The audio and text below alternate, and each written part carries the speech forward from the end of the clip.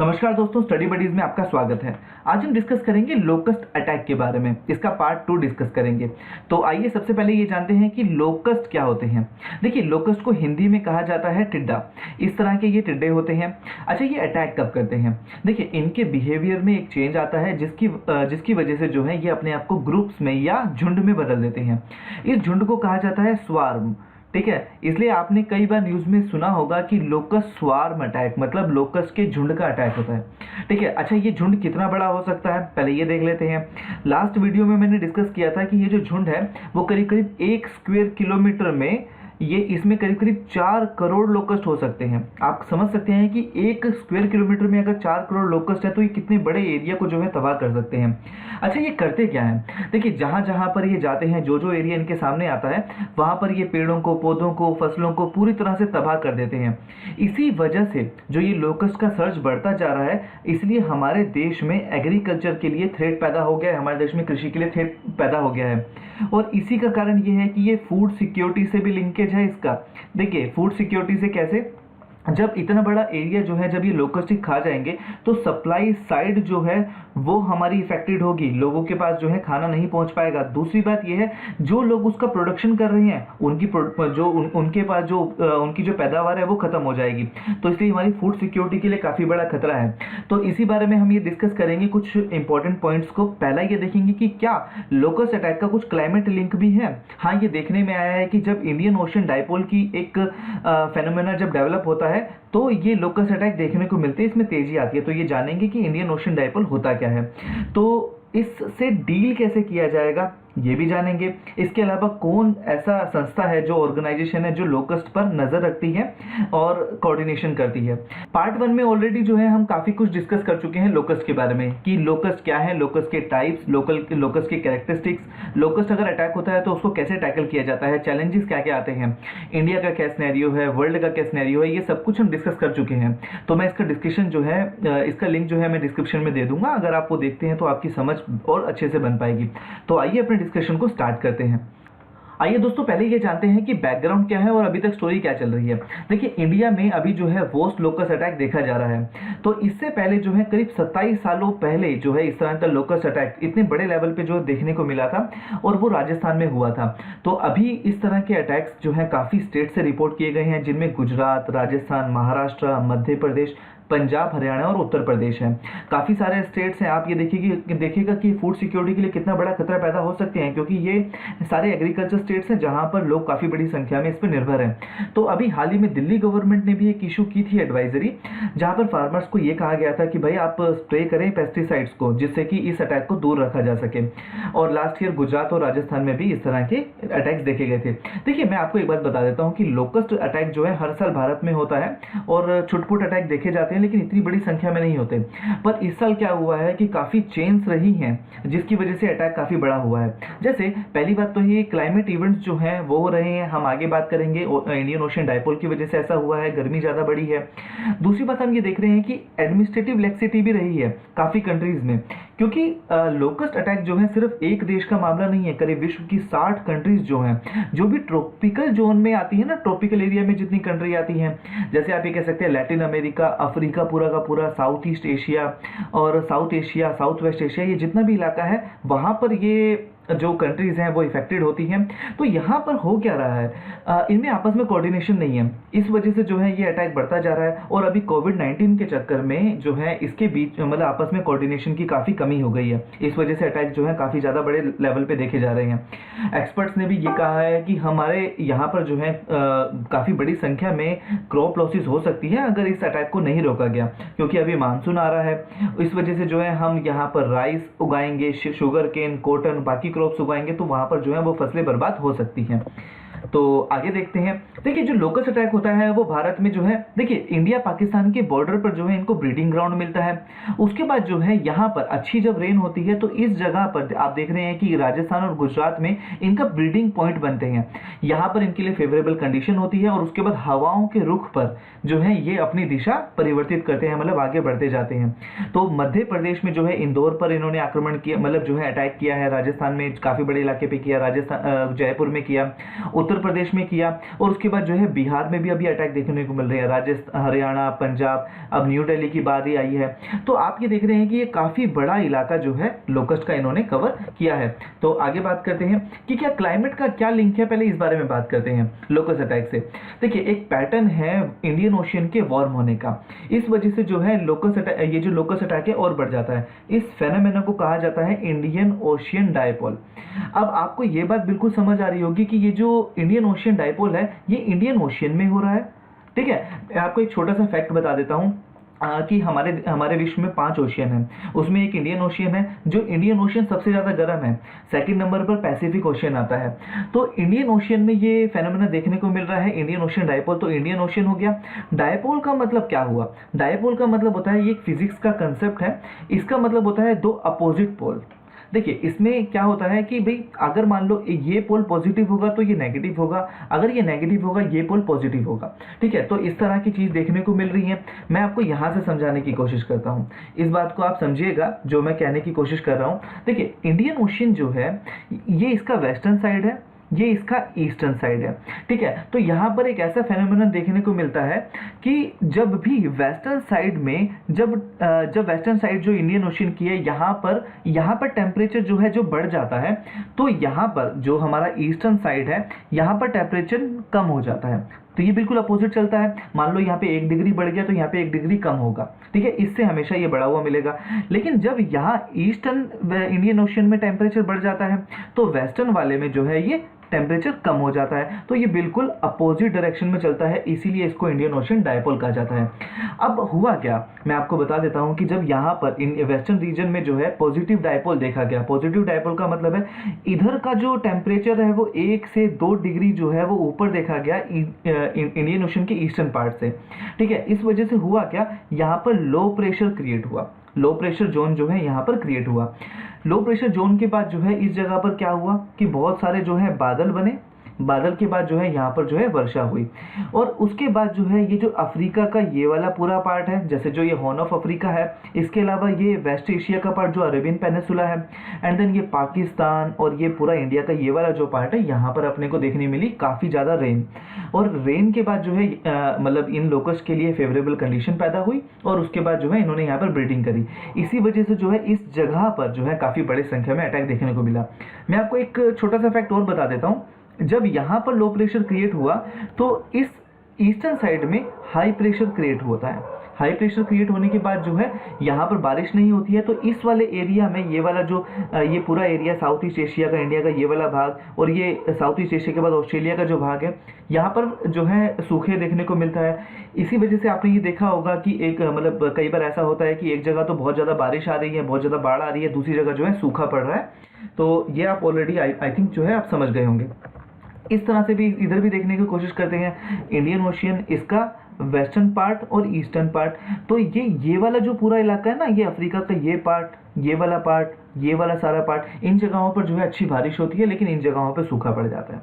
ठीक है, अब इन्हीं जगहों पर आप ये देखते हैं कि लोकस्ट अटैक सबसे ज़्यादा देखने को मिलते हैं। ठीक है, आई होप अब क्लियर हो गया होगा। तो यहाँ पर जो है इंडियन ओशियन में हुआ क्या कि एक पॉजिटिव डायपोल देखा गया, जहाँ पर वेस्टर्न पार्ट जो है वो ज़्यादा गर्म हो गया, 1 डिग्री से भी ज़्यादा ईस्टर्न से, मैंने जिसके बारे में आपको बताया।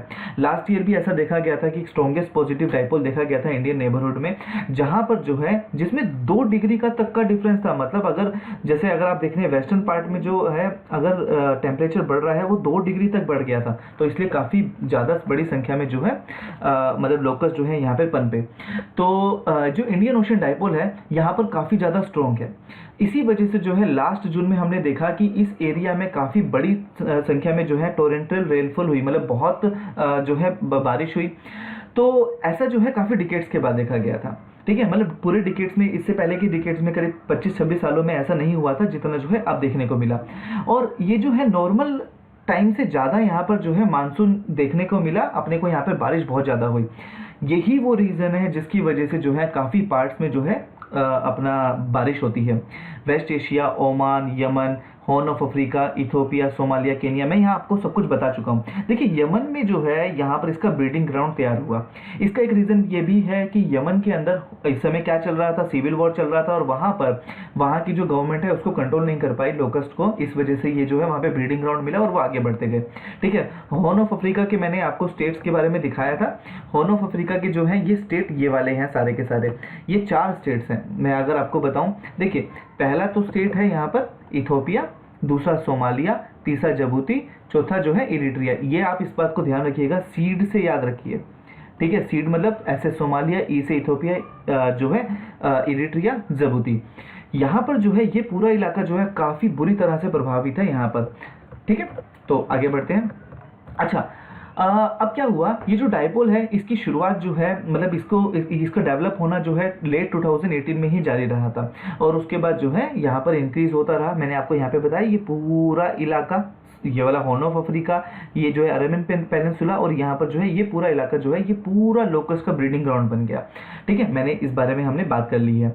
अच्छा, जो फूड एंड एग्रीकल्चर ऑर्गेनाइजेशन है वो स्पेशलाइज एजेंसी है, वही हमारे पूरे जो ट्रॉपिकल रीजन्स हैं सभी को जो है लोकस्ट के अलर्ट जो है वही जारी करती है। ठीक है, तो मैं आपको यहाँ पर एक छोटी सी बात बता देना चाहता हूँ, इसमें क्या है।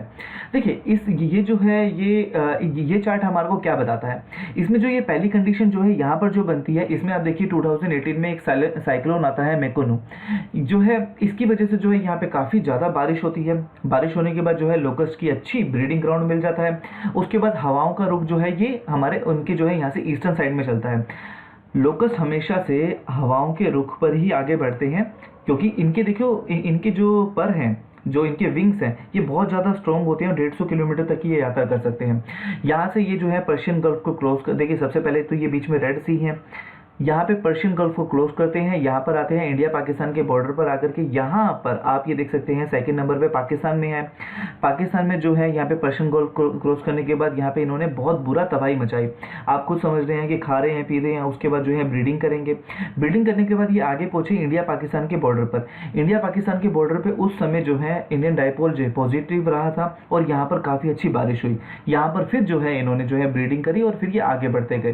ठीक है, तो इस तरह का जो है हमने ये अटैक लगातार देखा और ये पूरी तरह से बढ़ता रहा है। आगे बढ़ते हैं। सोमालिया ने अनाउंस करी थी एक नेशनल स्टेट इमरजेंसी फरवरी 2020 में, और पाकिस्तान भी 2 बार जो है अप्रैल के मंथ में नेशनल इमरजेंसी अनाउंस कर चुका है। यूजुअली जो है ये जो समर इस बार जो है बहुत हल्का रहा है, इस वजह से जो है अपने पास जो है बारिश भी हुई है, और यहाँ पर जो इंसेक्ट्स हैं वो ब्रीड भी कर रहे हैं। नॉर्मल लोकस्ट जो सीजन है इंडिया के अंदर वो जून से नवंबर के बीच में होता है, जब जो है खरीफ सीजन होता है हमारे यहाँ पर, और इस बार जो है यहाँ पर रबी में जो है काफ़ी अटैक होने के चांसेस हैं, आप ध्यान रखिएगा। तो अभी जो है अभी रबी सीजन अब स्टार्ट होगा, और उसके बाद जो है खरीफ सीजन जून से नवंबर के बीच में होता है। तो सो फार जो स्वाम्स हैं, जो लोकस्ट का जो झुंड है, उसे रिकॉर्ड किया है करीब 50,000 हेक्टेयर जो है वो बर्बाद कर चुका है राजस्थान और मध्य प्रदेश में। अगर ये इसने ऐसे ही रहा तो काफ़ी बड़ी संख्या में जो है ये तबाही मचाएंगे और हमारे देश में एग्रीकल्चर डैमेज कर सकते हैं। ठीक है, फूड सिक्योरिटी के लिए खतरा हो सकते हैं। लोकस्ट अटैक को जो है नज़र कौन रखता है, कोऑर्डिनेशन कौन करता है, अब ये जानते हैं। देखिए भारत में आज से नहीं काफी समय से जो है लोकस्ट का अटैक देखने को मिल रहा है। इसका इतिहास काफी पुराना है। 1926 से 31 में जो है इसने काफी भारी तबाही मचाई। इसी वजह से जो है इसको लोकस्ट प्लेग की संज्ञा दी गई, लोकस्ट प्लेग कहा गया। प्लेग का मतलब होता है काफी बुरी बीमारी मानी जाती थी उस समय। तो इसी वजह से ब्रिटिशर्स ने जो है लोकस्ट की रिसर्च के लिए 1931 में बातचीत चालू करी। उसके बाद क्या होता है कि 1939 में 1939 में एक permanent locust warning organisation establish की गई कराची में, जब उस समय अनडिवाइडेड इंडिया था, मतलब उस समय भारत का ही भाग था कराची। इसकी मेन जॉब ये थी कि भैया इस पर नजर रखनी है, लोकस्ट कहाँ से आ रहे हैं और इनकी सब स्पीसीज जो है कहाँ कहाँ डेवलप हो रही है और ये किस जगह पर ब्रीडिंग ग्राउंड इनके स्टैब्लिश हो रहे हैं। मेनली इनका काम था थार डेजर्ट है वहाँ पर इस पर नज़र रखना। ठीक है, तो इसीलिए हमने ये देखा है कि हमारे पास काफ़ी बड़ा मटेरियल है जिससे कि हमें ये पता चलता है कि कॉलोनियल एडमिनिस्ट्रेशन में भी इन्होंने काफ़ी बड़े जो है अटैक करे हैं और काफ़ी ज़्यादा नुकसान पहुंचाया है, क्योंकि उस समय हमारी जो देश की आबादी थी वो काफ़ी बड़ी संख्या में एग्रीकल्चर एक्टिविटीज़ पर डिपेंड थी। इसीलिए इन्होंने प्लेग कहा था इनको, मैं ऑलरेडी आपको बता चुका हूँ। काफ़ी सीरियस आउटब्रेक्स भी हुए हैं 1812, 1821, 1843-44 में, 1920 से 22 में, 1912 से 20 के बीच में, आप ये देख सकते हैं। और पर्टिकुलरली जो बैड सीजन रहा था, सबसे बुरा जो हाल रहा था वो 1926 से लेकर 1931 में था। ठीक है, उसके उसके बाद जो है लोकस्ट वार्निंग ऑर्गेनाइजेशन स्टैब्लिश की गई थी। फिर जब कराची में की गई थी, मैं ऑलरेडी आपको बता चुका हूँ। ठीक है, अनडिवाइडेड इंडिया पाकिस्तान के अंदर जो कराची है। फिर भारत जब आज़ाद हुआ तो भारत ने अपना खुद का सेंटर जो है जोधपुर में स्टैब्लिश करा, और मतलब ये पार्ट था directorate of plant protection, quarantine and storage के अंदर, और उसके बाद जो है ये काम करता है मिनिस्ट्री ऑफ एग्रीकल्चर के अंदर। आइए दोस्तों, अब ये जानते हैं कि लोकस्ट के अटैक को डील कैसे किया जाए। देखिए, लोकस्ट के अटैक को डील करने का एक तरीका है स्प्रे करना। जो पेस्टिसाइड्स हैं और जो प्लांट प्रोटेक्शन केमिकल्स हैं उनको स्प्रे कर दिया जाए लोकस्ट के ऊपर जो है, जिससे कि वो मर जाएंगे। ठीक है, क्योंकि उनकी ब्रीडिंग ग्राउंड को ही खत्म कर दिया जाएगा। तो जो मेलाथियोन है, मैंने एक लास्ट अपनी लेक्चर में पार्ट 1 में मैंने डिस्कस किया था, जो मेलाथियोन जो पेस्टिसाइड है उसको छिड़का जाता है जिससे कि लोकस्ट मर जाते हैं। जो FAO है, फूड एंड एग्रीकल्चर ऑर्गेनाइजेशन, ये UN की स्पेशलाइज्ड एजेंसी है। ये देखती है कि पूरे विश्व में फूड सिक्योरिटी जो है वो बनी रहे और कोई भी देश इससे प्रभावित ना हो। उन्होंने एक बुलेटिन जारी किया था 27 मई को। उन्होंने कहा था कि जो एडल्ट लोकस्ट हैं वो अपने जो है ग्रुप फॉर्म कर रहे हैं स्मॉल और लार्ज क्वांटिटीज में, हमने ये देखा है, और ये पाकिस्तान में फॉर्म हो रहे हैं। पाकिस्तान के कुछ एरियाज के नाम है, जैसे बलूचिस्तान, सदर्न कोस्ट और पार्ट ऑफ सीस्तान बलूचिस्तान। उसके बाद जो है ये इंडिया में जाते हैं। जब आप ये देखते हैं कि यहाँ पर ये पाकिस्तान का एरिया है, पाकिस्तान से जो है ये इंडिया के ये यहाँ पे बॉर्डर एरिया से एंटर होते हैं, फिर राजस्थान यहाँ है, यहाँ गुजरात है, इन जगहों पे ये अपना ब्रीडिंग ग्राउंड बनाते हैं, और उसके बाद जो है ये ईस्ट साइड में जो है आगे अटैक करते हैं। इस बारे में आगे बात करते हैं। इंडिया में जो एग्जिस्टिंग ग्रुप्स हैं उन्होंने लगातार वो ईस्ट की तरफ बढ़ रहे हैं, सेंट्रल स्टेट्स की तरफ बढ़ रहे हैं। जैसे हमने देखा है कि मध्य प्रदेश में अटैक देखने को मिल रहे हैं और महाराष्ट्र में अटैक देखने को मिल रहे हैं। इनकी मूवमेंट जो है हम ये देख रहे हैं कि किस चीज़ से संबंधित है। जो अभी वेस्टर्ली विंड्स बह रही है ना साइक्लोन एम्फान के जरिए, जो साइक्लोन एम्फान है वेस्ट बंगाल में आया और उड़ीसा में आया, वहाँ पे काफ़ी बड़ी तबाही मचाई, उसकी वजह से जो है ये जो लोकस्ट हैं उन हवाओं की तरफ जो है उस तरफ को बह जा रहे हैं और आगे बढ़ रहे हैं। और हमने ये देखा है कि भाई इस तरह की वेव्स जो हैं वो लगातार अंटिल जुलाई तक चलती रहेंगी। राजस्थान से ईस्टवर्ड में चल रहे हैं। राजस्थान यहाँ पर तो ईस्टवर्ड जो है हम ये देख रहे हैं कि मध्य प्रदेश, फिर ऊपर को हम यहाँ देखते हैं मध्य प्रदेश से आगे बढ़ते हैं बिहार, यूपी, इन जगहों पर हम ये देख रहे हैं। फिर उसके बाद जो है यहाँ पर बिहार और उड़ीसा में जाने के बाद जो है दोबारा से इनकी वेस्टवर्ड मूवमेंट्स होंगी। वेस्टवर्ड मूवमेंट के बाद जो है उन जगहों से बिहार और उड़ीसा से फिर दोबारा जो है ये राजस्थान की तरफ आगे बढ़ेंगे। एंड उसकी जो मूवमेंट है वो देखी जाएगी जब ये मानसून हमारे यहाँ पे भारत में पूरा आ चुका होगा। और ये जो मूवमेंट्स हैं स्वाम्स की, हमने ये देखा है कि रिसर्च में ये पाया गया है कि ये आगे नहीं बढ़ेगी। इसमें ये कहा गया है कि भाई नेपाल और बांग्लादेश या साउथ इंडिया में जो है ये नहीं जाएंगे अकॉर्डिंग टू एक्सपर्ट्स। क्या एडिकेट एक्शन लिए जा रहे हैं? क्या जो अभी तक काफ़ी जो एक्शन लिए जा रहे हैं इनको रोकने के लिए? इंडियन ऑफिशियल्स ने लास्ट ईयर भी जो है ब्लेम किया था पाकिस्तान को कि भाई वो पूरी एडिकेट स्प्रे जो है पेस्टिसाइड का नहीं कर रहे हैं, क्योंकि जो छोटी मोटी अगर पॉपुलेशन को नहीं वो संभाल पाएंगे तो क्या होगा, वहाँ पर जो है ब्रीडिंग होगी, जितने ज़्यादा लोकस्ट होंगे वो और ज़्यादा ब्रीडिंग होगी। हमने लास्ट क्लास में बात की थी कि 20 गुना से लेकर 16,000 गुना तक अपने आप को बढ़ा सकते हैं। और उसके बाद जो है ये भी प्रोटोकॉल है कि भैया इंडिया और पाकिस्तान जो है दोनों मिलकर के इस पर काम करेंगे, बॉर्डर मीटिंग्स होगी, लेकिन इस पे जो है काम नहीं हो रहा क्योंकि इंडिया पाकिस्तान के जो रिश्ते अभी ठीक नहीं चल रहे हैं और पैसा भी बहुत कम है, जिससे कि इनएडिकेट मॉनिटरिंग हो रही है। ये जो है पैसा अगर होगा तभी तो जो है वहाँ पर स्प्रे किया जाएगा, उतना ज़्यादा मैन पावर का इस्तेमाल किया जाएगा, लेकिन हमने ये देखा है कि अभी नहीं हो रहा है और साइक्लोन्स लगातार आ रहे हैं। और इसके अलावा जो है हमने ये भी देखा है कि कोविड के चक्कर में ये इसकी बुरी हालत और भी हो चुकी है। तो जो लोकस्ट हैं वो अर्बन सेंटर्स पे जो है ज़्यादा हमला नहीं करते हैं क्योंकि उनके पास खाने के लिए वहाँ पर कुछ नहीं होता, लेकिन अभी हमने देखा है कि अर्बन सेंटर्स में भी अटैक कर रहे हैं। ठीक है, जैसे जैसे अर्बन सेंटर्स में कुछ ग्रीनरी बढ़ रही है तो वहाँ पर भी अटैक हो रहा है। इसके अलावा हवाओं का रुख जो है बहुत ज़्यादा इंपॉर्टेंट है। अब हो क्या रहा है कि पेस्टिसाइड्स की अवेलेबिलिटी भी नहीं हो पा रही है क्योंकि ट्रांसपोर्टेशन जो है डिफ़िकल्ट हो गई है कोविड की वजह से, और लेबर भी जो है अवेलेबल नहीं है क्योंकि लेबर ही तो वहाँ पर जो छिड़कने जाएगी वो भी अवेलेबल नहीं है कोविड की वजह से। और हमने ये देखा है कि भैया अभी जो लोकस्ट का जो प्लेग है, लोकस्ट का जो अटैक होता है वो 1 से 2 साल तक तो होता है, उसके बाद 8 से 9 साल के बीच में जो है एक विराम हो जाता है, उसके बाद नहीं होता है। और अगर स्ट्रॉन्ग इंडियन डायपोल जो है दोबारा से डेवलप होता है, क्योंकि ये हमने देखा है कि ग्लोबल वार्मिंग की वजह से ये फ्रीक्वेंटली इस तरह के जो है मतलब हमने ये देखा है कि ये फेनोमेना डेवलप होते रहेंगे तो लोकस्ट के इन्फेक्शन जो है आगे भी बढ़ सकते हैं।